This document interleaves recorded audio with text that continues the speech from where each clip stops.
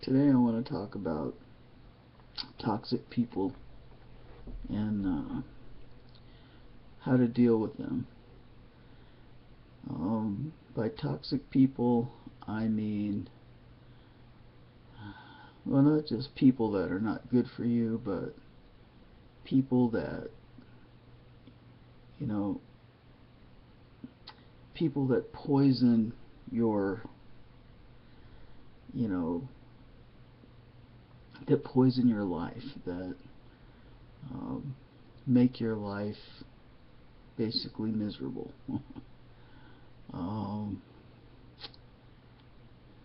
Maggie and I have two of those people in our life, and they're both family members. And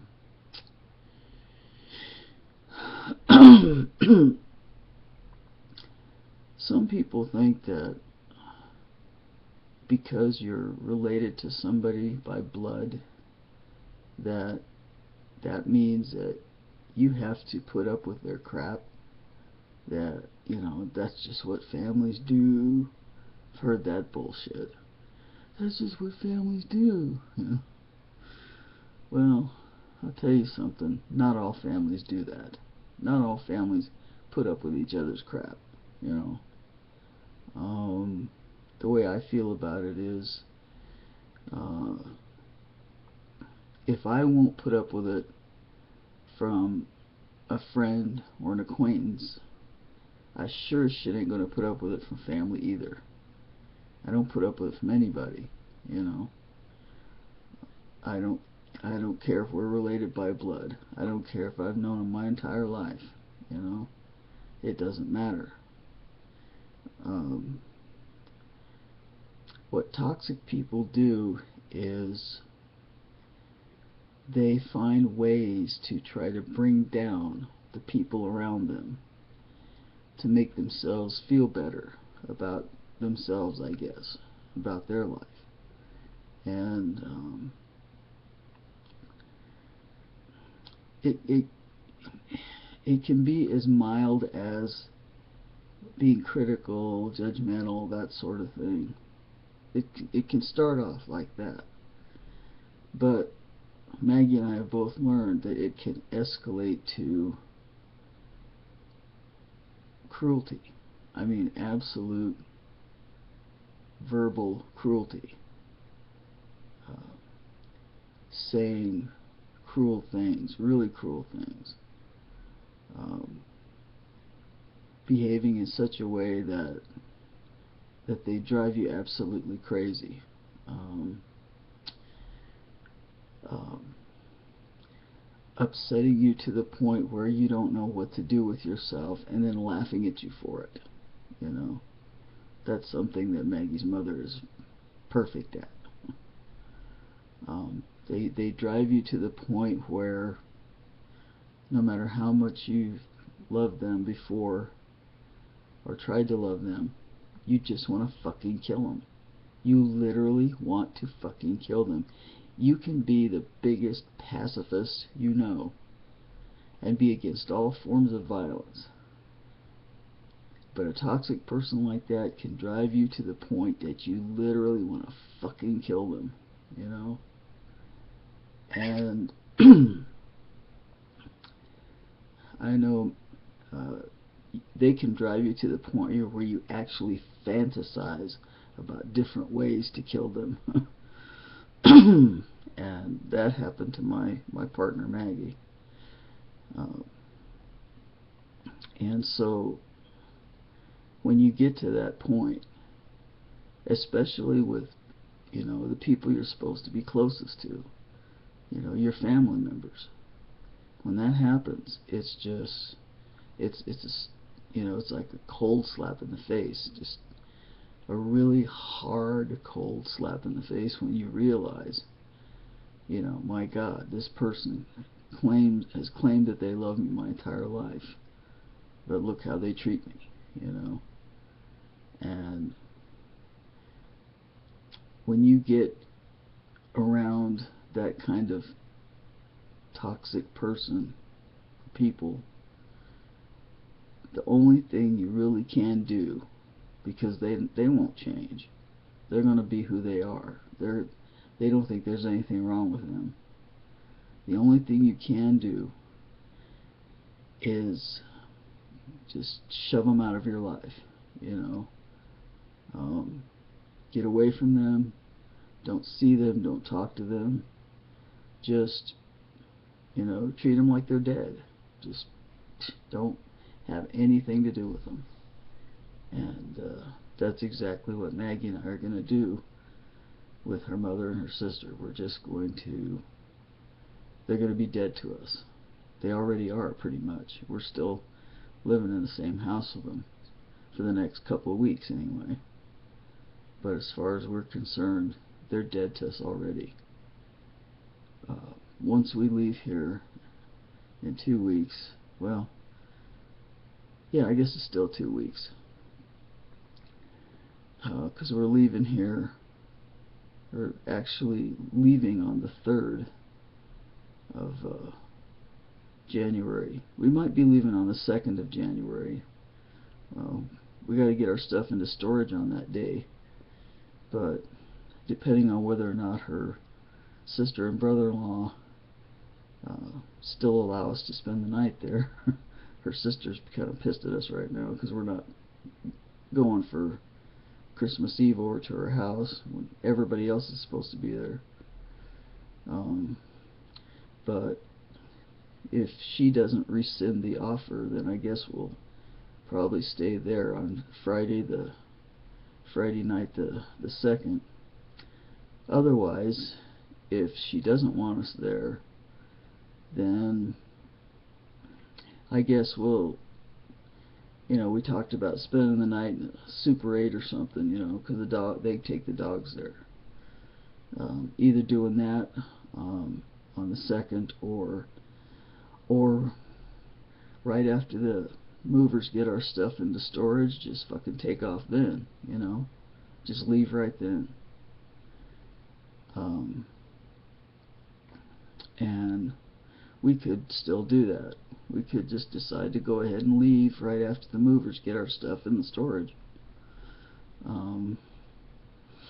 So anyway, it'll either be the 2nd or the 3rd. One of those 2 days we're definitely, you know, leaving Colorado for good. So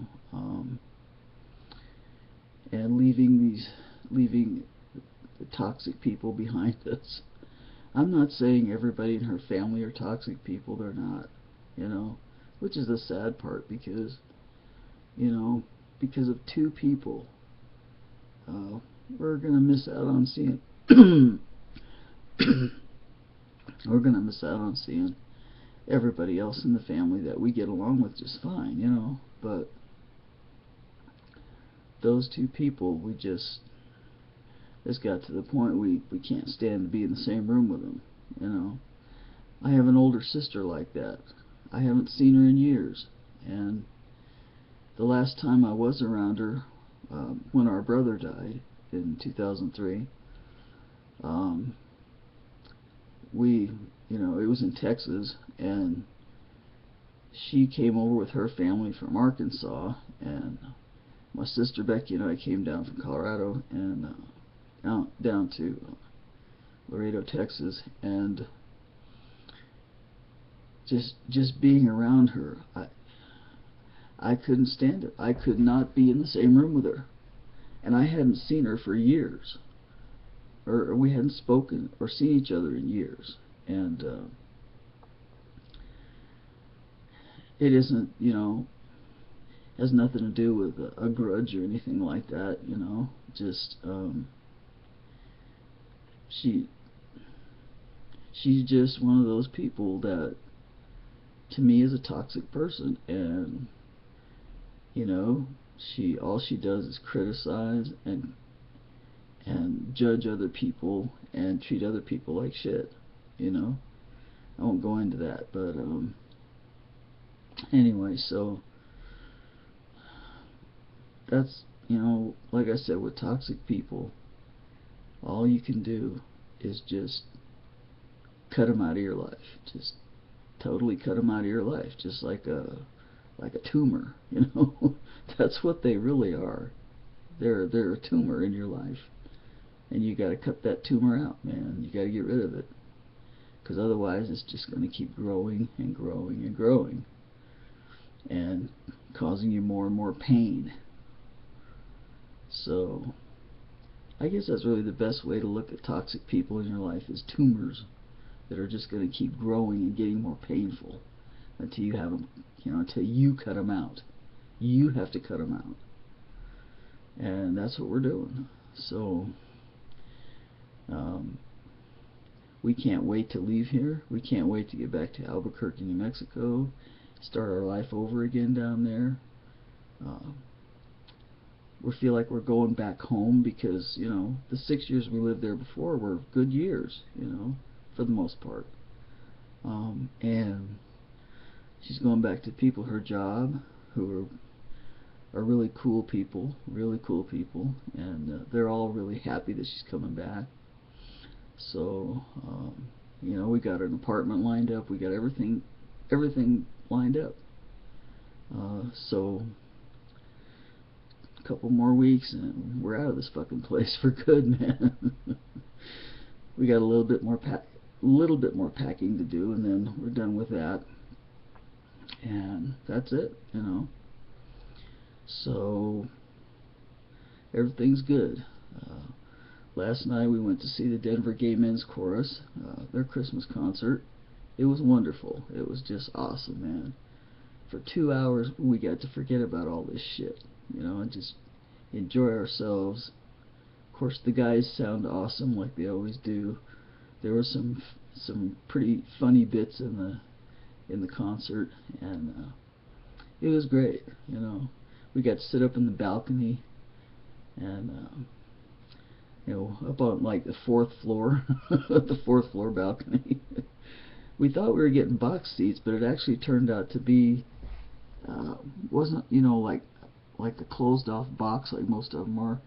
We were kind of like sitting in an area that was kind of, it was specified, had like 4 chairs, so it was specified for like box seating, but there was also like it wasn't closed off from the rest of the seating over this way to the left of us. There was more regular seating, so it wasn't really an actual box seat, but it was nice. And the couple that we sat with, there was a man and a woman that we sat with. They were the other 2 people there.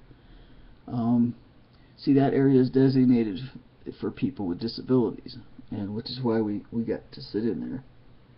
Anyway, so the couple that we sat with were really nice people, and the wife was a nurse, so her and Maggie talked a little bit. But they were really nice people. We had a nice chat in between, before the show, and a little bit during intermission.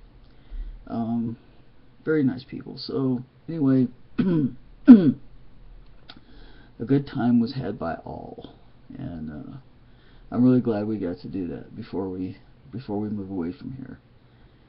And there's a Gay Men's Chorus in Albuquerque, of course, so we've never seen them, but now I guess we will. So anyway, that's pretty much everything I have to say right now, and I really can't wait to get away from these people. I mean, the people in this house, to get away from them permanently, totally and permanently, with no contact whatsoever with any of them. Her brother Dan, he's not a bad guy, but he's caught up with his mother and his sister, so what are you gonna do, Anyway, that's it for now, and so just counting the days on the calendar, pretty much. And I hope everybody stays well. Anybody that watches my channel, I don't know who does, if anybody does, but that's pretty much it for me. So talk to y'all later. Bye.